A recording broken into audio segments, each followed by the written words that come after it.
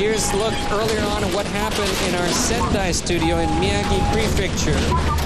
Sanay na tayong makarinig ng balitang lumilindol sa Japan. This time we were talking of a much larger earthquake.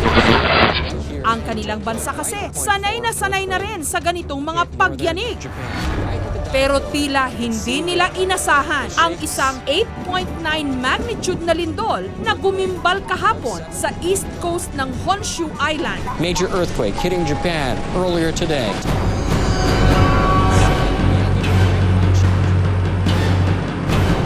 You're seeing live footage of a tsunami engulfing the port area. Kasunod ng malakas na paglindol, nag-alimpuyo naman ang karagatan at lumikha ng mga tsunami o mga dambuhalang alon na tinatayang 33 talampakan ang taas. We're seeing several sets of tsunami hitting. Rumagasa ang tubig dagat at walang awang binangay lahat ng nadaanan nito. Mga bahay, sasakyan, mga naglalakihang gusali, mga bukirin, maging ang airport na ito hindi pinatawad ng rumaragasang alon. Habang tila nilulunod ng baha ang syudad na ito, sumiklab din ang sunog sa maraming gusali, katulad ng oil refinery na ito. An inferno fire breaking out on an oil refinery in Chiba Prefecture. Para bang eksena lang sa isang pelikula. Chiba Pero Prefecture. totohanan ang trahedya. At itinuring pang pinakamalakas na lindol sa kasaysayan ng Japan. Mabilis na kumalat dito sa Pilipinas ang sinapit ng Japan na nagdulot ng matinding pag-aalala kay Aling Betty. Kasalukuyan kasing nagtatrabaho sa Nagoya, Japan bilang entertainer ang kanyang anak na si Maria Lynn, kabilang sa mahigit 200,000 mga Pilipinong naroon. Lalo raw nag-alala si Aling Betty nung biglang naputol ang kanilang usapan sa telepono. Kasi siyempre lindol yan eh. Ang tubig, pag nakikita mo sa TV, lahat, ang bahay parang isang sandaan lang sa tubig yun. Kuwento raw ni Maria Lynn, nasa rooftop daw sila ng isang building kung saan tanaw nila ang nangangalit na tsunami. Siyempre, nandito yung pamilya niya eh. Tapos siya na nag-isa ron eh. Kaya hindi ko maiwasan yung naiyak ako, naawa ako.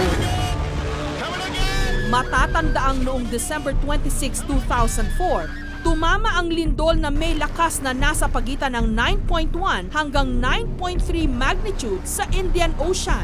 Dahilan para lumikha ito ng mga tsunami na may taas na 100 feet na humampas sa mga bansang Indonesia, Sri Lanka, India at Thailand.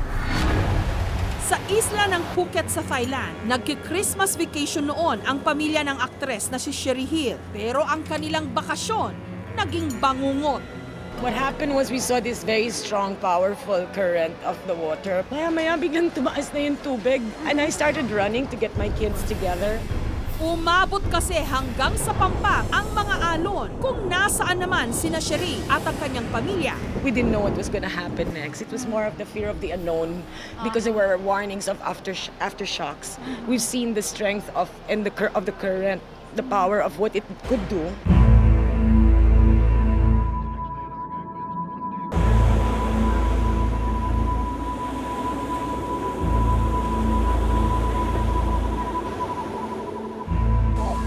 Nung bumisita ako sa Phuket sa Thailand, Agosto ng nakaraang taon, unti-unti nang nakabangon ang isla mula sa bangungot na dala ng 2004 tsunami. Cynthia, nandito ka nung tsunami? Oo, nandito po ako. Kwento mo naman kung ano nangyari. So, nung una pong, bali 2 beses po kasi yun, yung una mababa lang siya. So, nangyari, pagpasok ng tubig, pag-akyat dito, hinakot lang po lahat yung mga parang debris dito. So, tapos dinala sa dagat, yung balik po niya, yung pangalawang impact po, doon po binalik lahat po yung mga hinakot na debris. Yun yung po malakas? Yun po yung malakas. Pagbalik ng tubig? Opo. Buti nakaligtas kayo, no? Oo nga po. Salamat po sa Diyos. Takot kayo nun? Opo, kasi first encounter po talaga yun.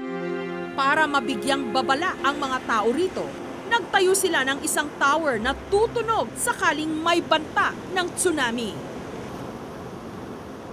Nagkalat din ang mga karatula kung saan dapat pumunta sakaling muling maging dambuhala ang mga alon. Sa Panga Province naman, kung saan marami ang nasawi dahil sa tsunami, nagtayo sila ng isang memorial wall para alalahanin ang mga naging biktima ng kalamidad.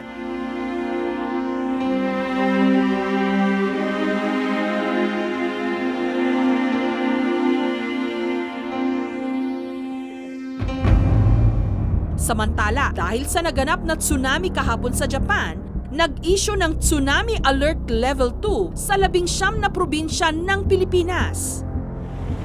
Ayaw na kasing maulit pa ng mga otoridad ang nangyari sa ating bansa August 17, 1976, kung saan isang tsunami na may taas hanggang 15 feet ang humampas sa mga probinsya ng Zamboanga, Lanao, Cotabato, Sulu at Maguindanao. Tinatayang 8,000 tao ang namatay doon.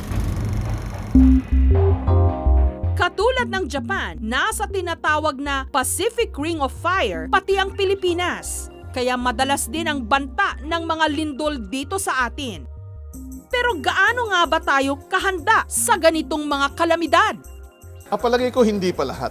Kasi dapat talagang maging seryoso ang ating mga kababayan.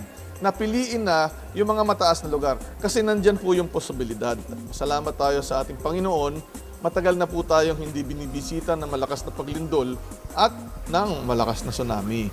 Pero hindi po pwedeng sabihin na hindi na yan mangyayari. Kaya dapat, parang sinasabi nga na Boy Scout na laging handa. Here's a look earlier on at what happened in our... Sadyang walang nakatitiyak sa atin kung kailan may tatamang trahedya.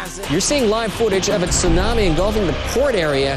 Kaya dapat sa lahat ng oras maging alerto at laging handa.